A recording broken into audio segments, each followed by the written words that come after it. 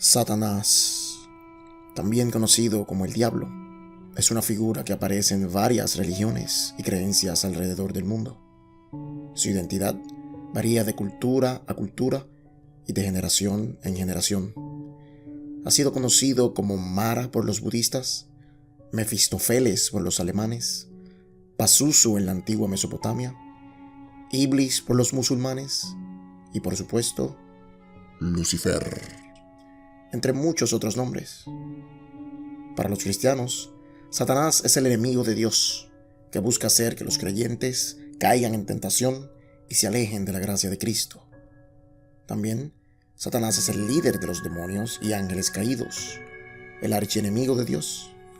Pero al principio, este también era un ángel de Dios, el cual se rebeló y fue expulsado del cielo a la tierra, donde gobierna hoy como Dios de este mundo, según la Biblia. Y esto es lo que creen la mayoría de los cristianos hoy en día.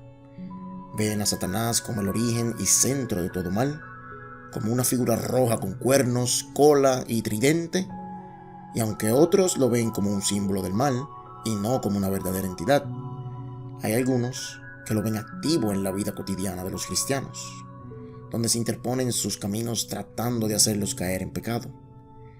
Y no los culpo, ya que en su misma Biblia vemos ejemplos de esto, como en 1 de Tesalonicenses capítulo 2, verso 18, que dice: deseábamos visitarlos, yo mismo, Pablo, más de una vez intenté ir, pero Satanás nos lo impidió.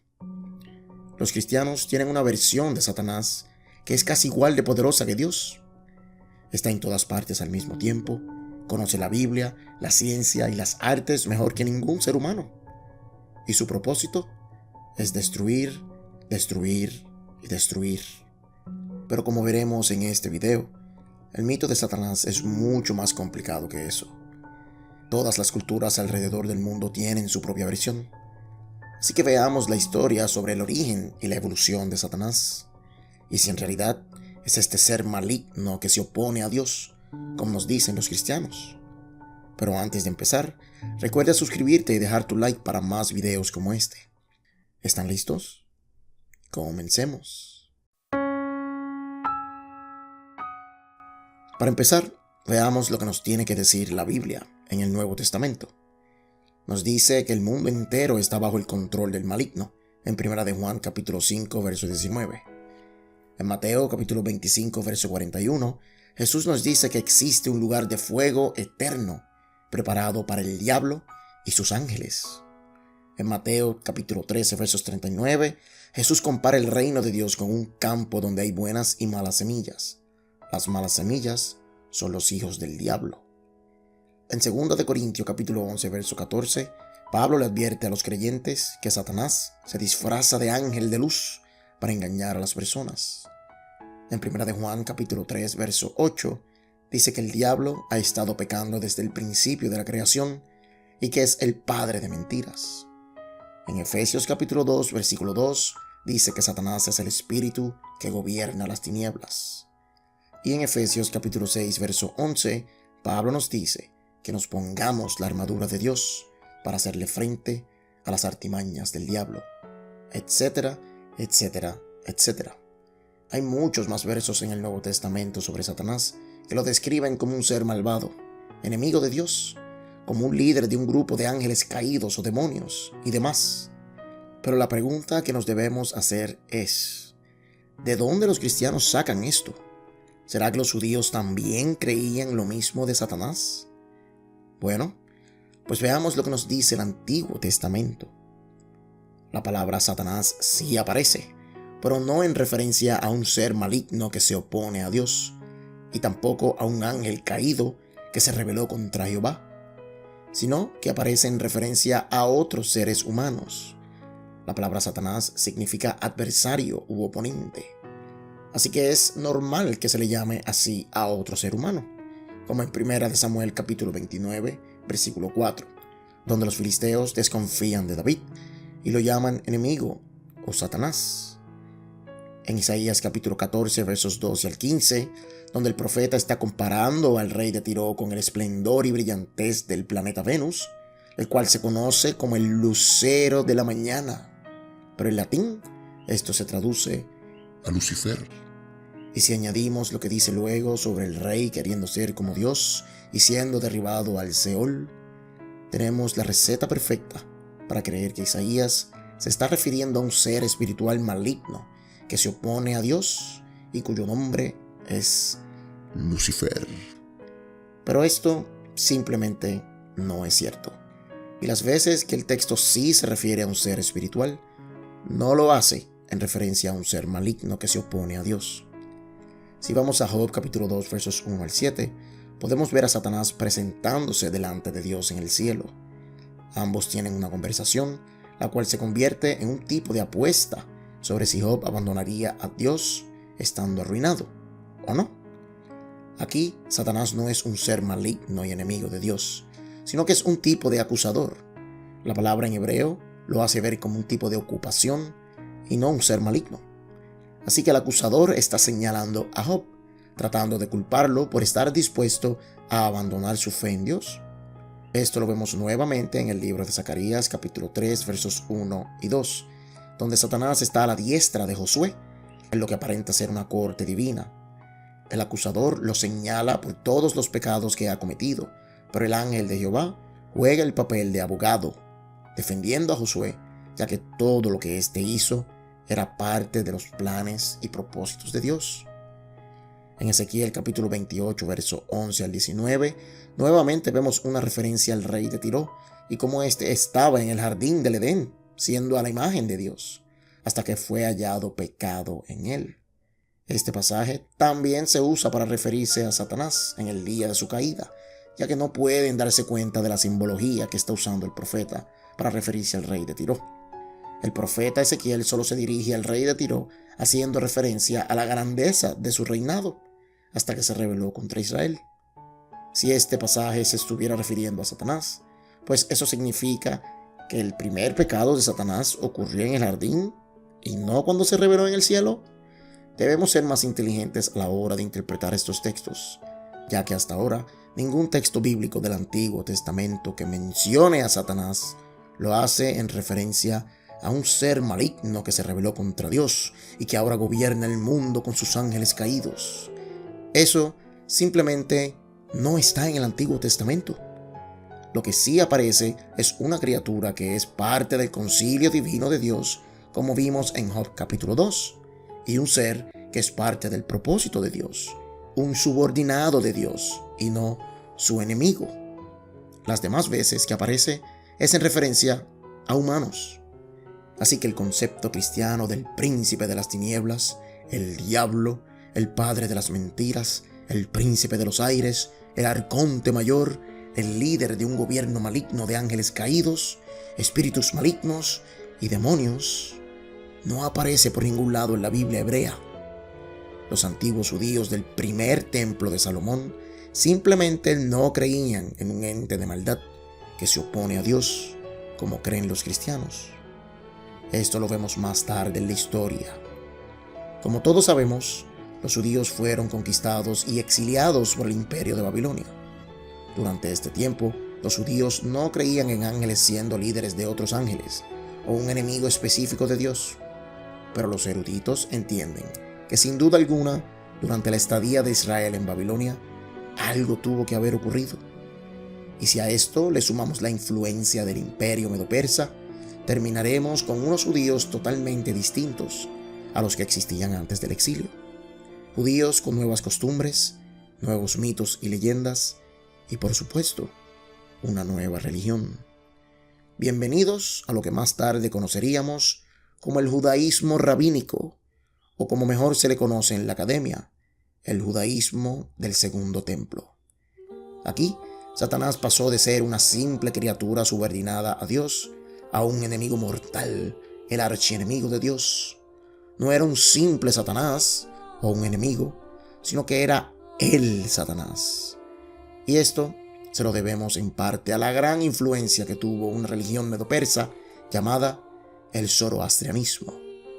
Mirándolo desde una perspectiva histórica, no es difícil creer que los élites religiosos judíos tuvieron contacto con los líderes religiosos medo-persas y su religión, lo cual culminó en una adaptación y sincretismo de ideas teológicas pasadas de boca en boca y de tradición en tradición.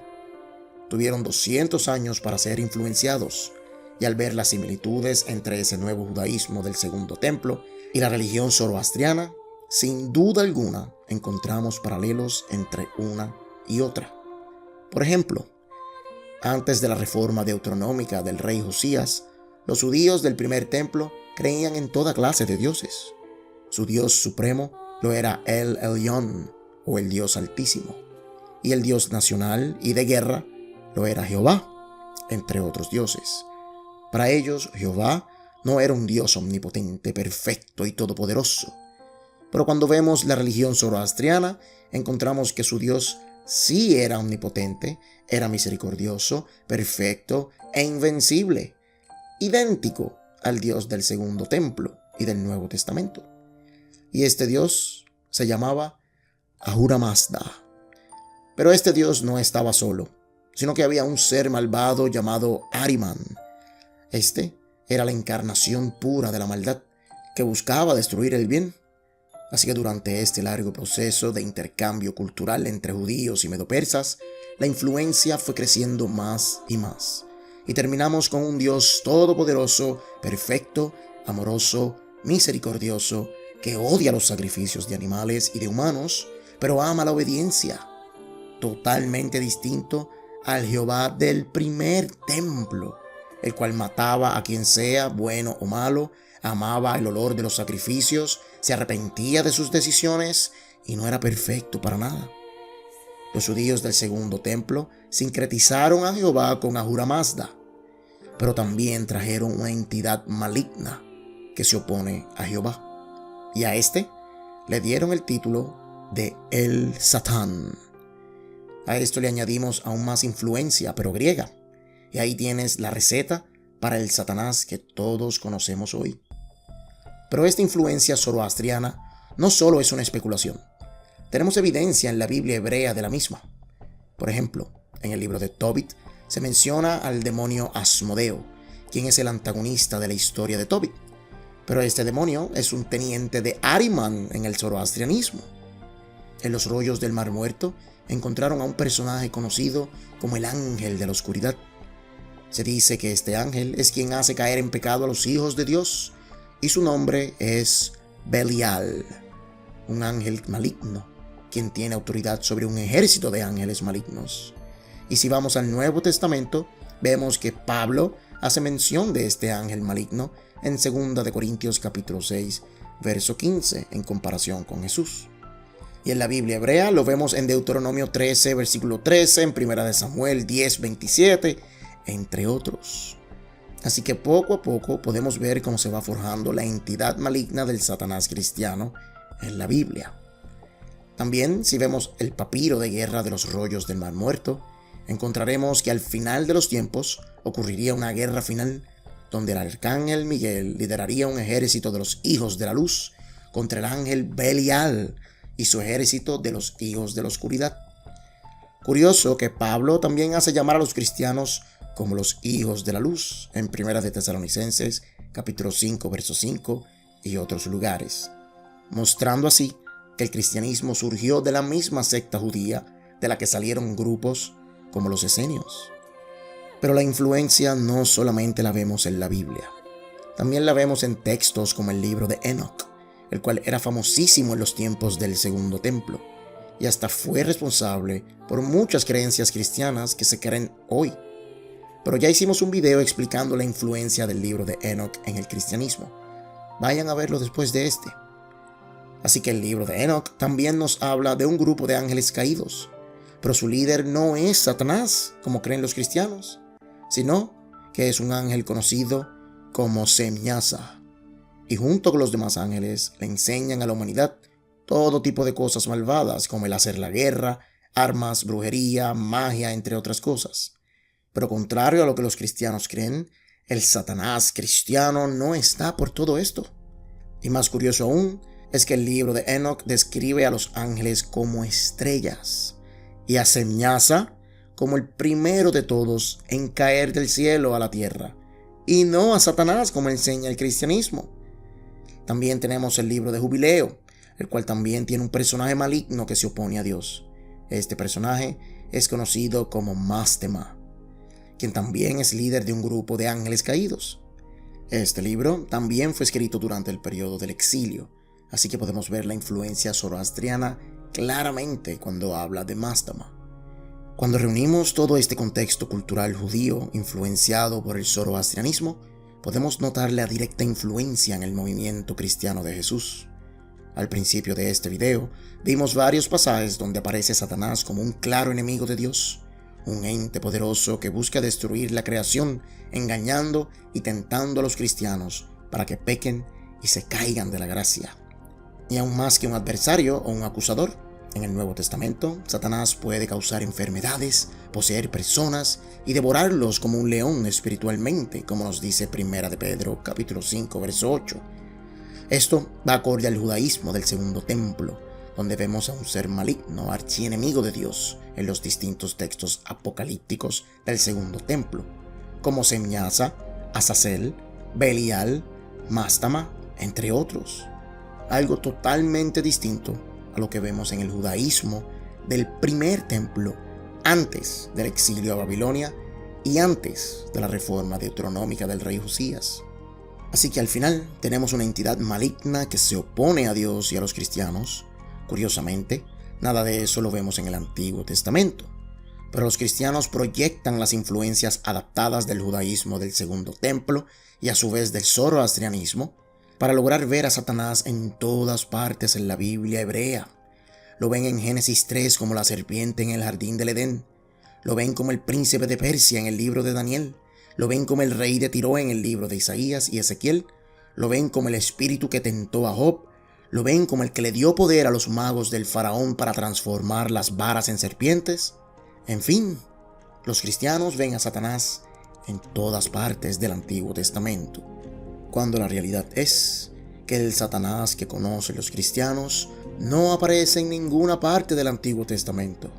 Incluso sus orígenes cristianos, como el querubín que se rebeló ante Dios y que se llevó una tercera parte de los ángeles del cielo con él, tampoco aparece en la Biblia. Los cristianos solo usan Apocalipsis capítulo 12 para añadir esa interpretación, pero esto tampoco es correcto. Así que en conclusión, el personaje que hoy conocemos como Satanás pasó por una gran evolución, la cual lo llevó de un simple empleado más de Dios a un ángel caído convertido en demonio, el cual se opone a Dios y busca destruir su creación y a los cristianos con su ejército de ángeles caídos, haciéndolos caer en pecado mientras gobierna el mundo con su maldad. Esto ocurrió gracias en parte a las grandes influencias babilónicas, medopersas y helenísticas que cambiaron grandemente la forma de creer de los judíos. Así que espero que si le van a sacar algo a este video, tomen la enseñanza de que no podemos creer todo lo que nos digan así porque sí, que tenemos que investigar la historia y el contexto cultural del concepto que sea, ya sea Satanás, Jehová o lo que sea. El propósito de este video no es criticar a los cristianos por creer en un ser que no existe, o que al menos no existe como ellos creen que existe, sino que la meta es educarlos, enseñarles a pensar críticamente, sin paradigmas atados, sin nociones preconcebidas ni presuposiciones. Esto ha sido un obstáculo a través de la historia en el progreso de la civilización. En el siglo XVII, si un hombre comenzaba a temblar y a botar espuma por la boca en plena calle, la gente iba corriendo a buscar ayuda. Pero no era la policía ni un doctor lo que buscaban, sino que era un sacerdote, porque creían que el hombre estaba endemoniado. Y ha sido esta ignorancia la que ha llevado a miles y miles a la muerte. Y si creen que esto solamente lo vimos en el siglo XVII, pues no. La realidad es que hoy en día tenemos sectas como los Testigos de Jehová, los cuales no quieren aceptar transfusiones de sangre por alguna interpretación que tienen de la Biblia y se dejan morir unos a otros. Por eso les dejo saber hoy que tenemos que ser mejores que eso. Intentemos ser mejores. Si te gustó este video, suscríbete para más y déjame un like. Esto ha sido La Experiencia Escéptica. dando el primer paso a la verdad.